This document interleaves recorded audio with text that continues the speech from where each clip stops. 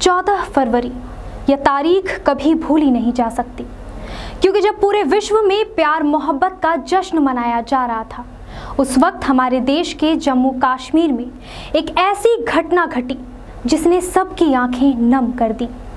साल 2019 14 फरवरी को सुबह आम ही थी, लेकिन दोपहर काली रही। जम्मू कश्मीर के पुलवामा में सीआरपीएफ बटालियन पर फिदायीन हमला हुआ। इस हमले में सीआरपीएफ के 40 जवान शहीद हो गए। बहादुर जवानों का शव सड़कों पर बिखरा पड़ा था, बसें खून से सनी हुई थी।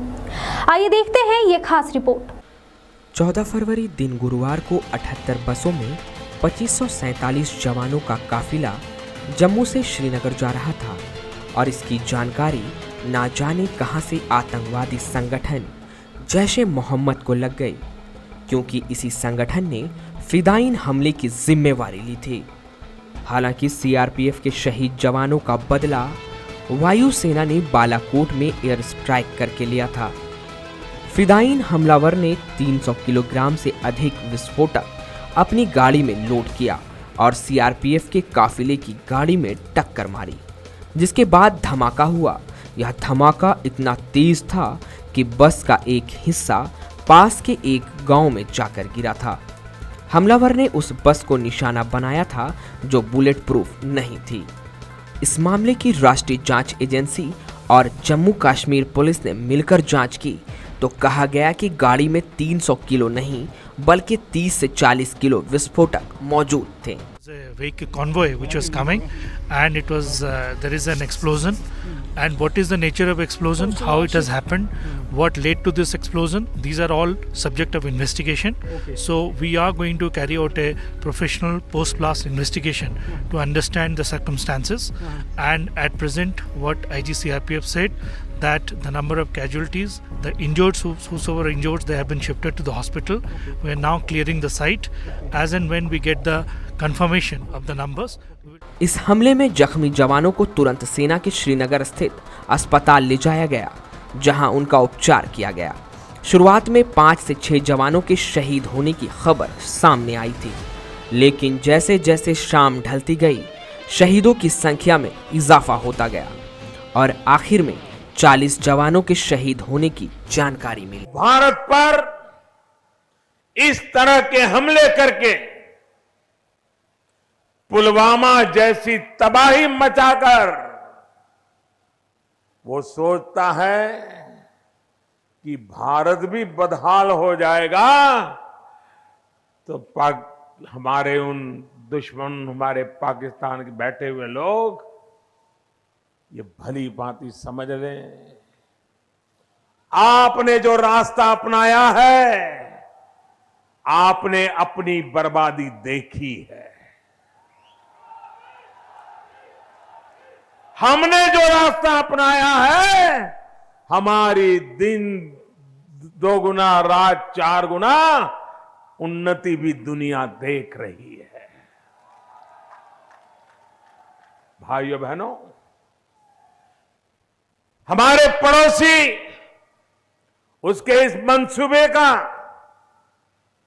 देश के 130 करोड़ लोग मिलकर के जवाब देंगे, मुंह तोड़ जवाब देंगे। 14 फरवरी यानी जिस दिन आतंकी हमला हुआ, उसके एक दिन बाद 15 तारीख को सीसीएस की बैठक हुई। इस बैठक में प्रधानमंत्री नरेंद्र मोदी को पाकिस्तान से बदला लेने के लिए ऑप्शन दिए गए। उरी हमले के बाद भारत ने सर्जिकल स्ट्राइक का फैसला लिया था, लेकिन इस बार तय हुआ था कि किसी दूसरे तरीके से हमला किया जाएगा। लंबे मंथन के बाद यह स्ट्राइक को फाइनल किया गया। प्रधानमंत्री नरेंद्र मोदी की तरफ से एनएसए अजीत डोभाल को इस प्लान की जिम्मेवारी दी गई।